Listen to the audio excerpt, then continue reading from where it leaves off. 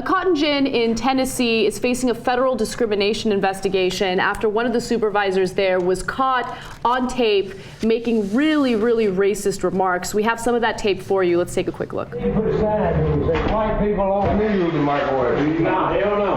Why can't you use your microwave, man? No, you're not white. Put your sign on the water then, because I'm finna drink it. What they do when they catch me drinking your water? Well, that's where we hang. It was stressing me out so much. I mean, I got to do something about this because this man he gonna keep doing this to me. We was going through this like every day at work, you know, and we got tired of it. He told everybody in the warehouse, look at him, don't he look like a monkey? We all know what monkey mean, you know. I mean, and that's very offensive. Yeah, to say the least. You know, it's amazing what people are used to, right? Yeah. Like if that happened here in LA, day one, word one, you're going to have massive issues, right? That's so unacceptable. But they've been going through that for about a decade. Mm-hmm. And so finally, one of them taped it. They're like, okay, enough. After like a decade, enough is enough, right? One of the guys, supervisors caught on tape, talks about a guy who's been there a decade. Mm-hmm. And he says, we don't even let Larry drink from that.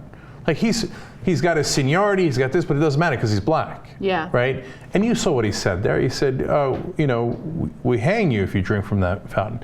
Now then, I don't know what they're actually going to do, right? But to talk like that, I mean, but I guess it's so mind-bending to me because I can't fathom it. I don't know anybody that would come within 10% of that. Yeah. And to them, it's commonplace. I thought that to this day in America. Yeah, I thought this kind of stuff ended in 2008. Like, you know, we voted for a black guy. So then it's over. It must have been over. Yeah. No one's racist anymore. I mean, look, this guy, the supervisor, unfortunately, we don't know what his identity is. It hasn't been released yet.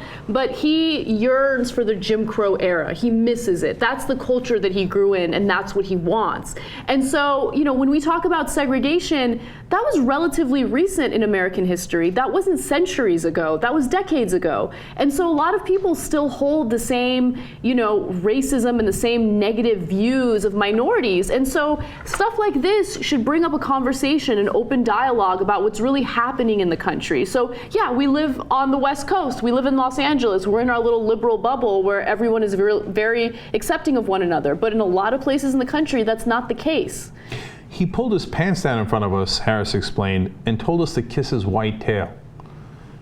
Okay, and that's a supervisor, and you cross him and you get fired, and you're getting fired. It's serious, man. It's not like you go, oh, it's a great economy, I got 100 different choices, I'll just go work somewhere else. That affects your livelihood. You can't go run off at the mouth at your supervisor. And he's taking out his penis there and telling you to kiss his white tail. And you know what? People at this place of work, they're saying that the supervisor has been on vacation recently, but he hasn't been fired. You see what I'm saying? Because it's not just this one lone racist. Oh, we found one racist. Who cares, right? Okay, yeah, there are racists in the country. No, the culture is such that it's on tape. What does it take to get fired, right? So it must be that his supervisor thinks, yeah, but he's got some good sides. Yeah.